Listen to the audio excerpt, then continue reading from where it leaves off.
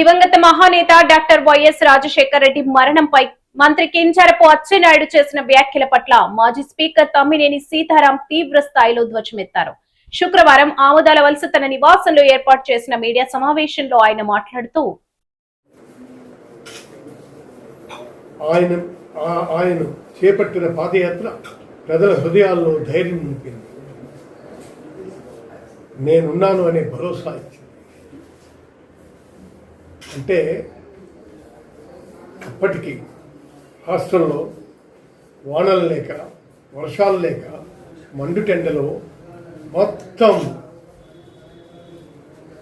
ఈ సంవత్సరం ఎలా మనం పండించుకుంటారా భగవంతుడా అన్నటువంటి రోజుల్లో ఆ సందర్భంగా రాజశేఖర రెడ్డి పాదయాత్ర ప్రారంభించారు.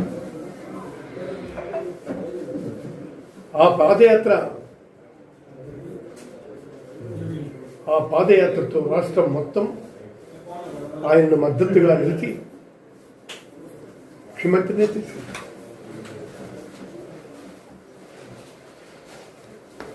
వచ్చి రాగానే ఉచిత విద్యుత్ ఫైల్పై మొదటి సంతకం చేస్తానని చెప్పి మాటిచ్చి సంతకం చేసినటువంటి మహామనిషి వైఎస్ రాజశేఖర రెడ్డి.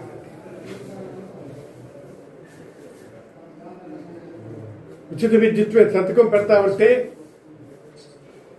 ఆయన అన్నారు, దేనికి ఇవి ఉచిత విద్యుత్ బట్టల మీద ఇది తీగల మీద బట్టలు ఆరబెట్టుకోవడానికి కాదు. మనందరం విన్నాం, మనందరం చూసాం. అయితే ఈవేళ ఆయన చేసినటువంటి ఆ ప్రయోగాత్మకమైనటువంటి చర్య భారతదేశంలో పెద్ద పెద్ద పెద్ద కార్యక్రమంగా మిగిలింది. ఇవాళ ఇది ఇవ్వకపోతే ఏం చేస్తామో అన్నటువంటి భయానక వాతావరణం ఈనాడు ఉంది.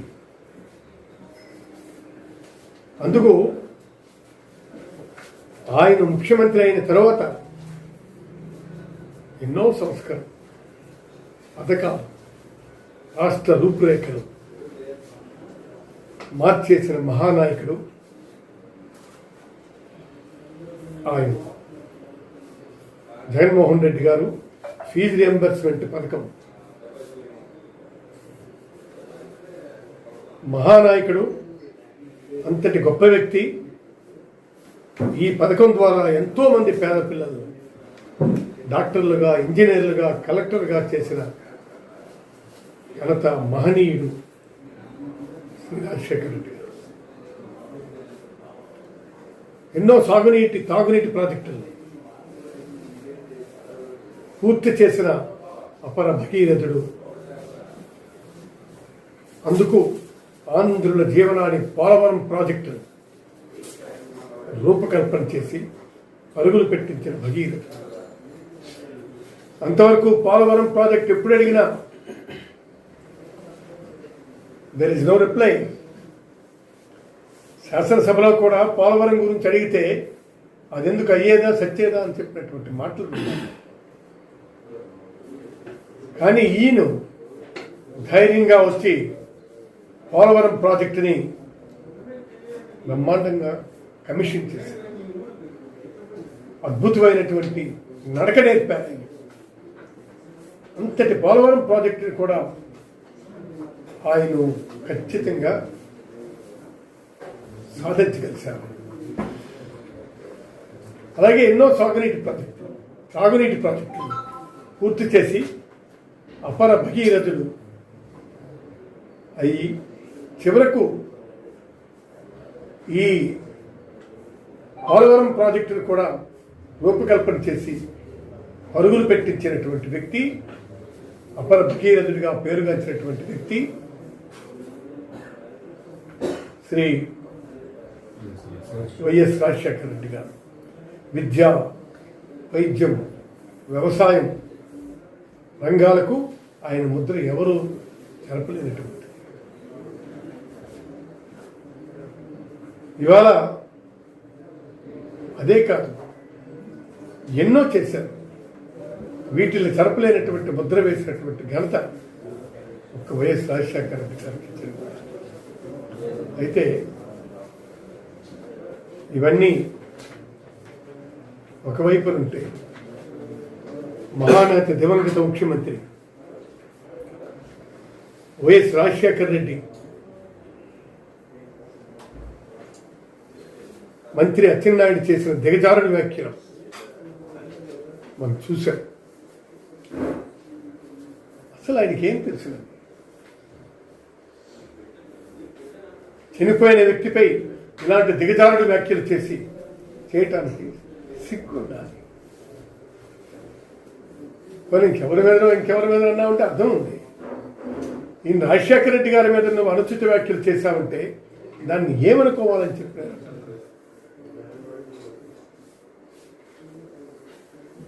ఆయన రాజకీయ ఉనికిని కాపాడుకోవడానికి ఇలాంటి దిగజారుడు వ్యాఖ్యలు అవసరమా? మేము అడుగుతున్నాం. కాబట్టి ఎట్టి పరిస్థితుల్లోనూ కూడా ఇలాంటి దిగజారుడు వ్యాఖ్యలు మరొకసారి చేస్తే చాలా సీరియస్గా రిప్లికేషన్స్ ఉంటాయని చెప్పి నేను హెచ్చరిస్తున్నాను.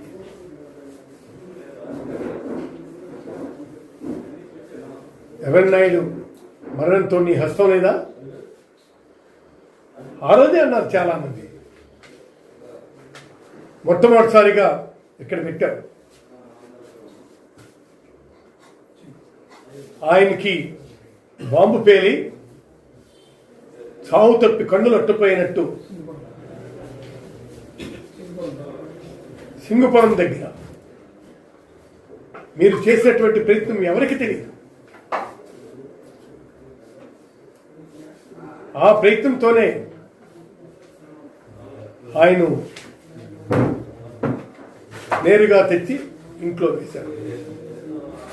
సరే, ఆయన మరణించడానికి నీ హస్తం ఉందని చెప్పి.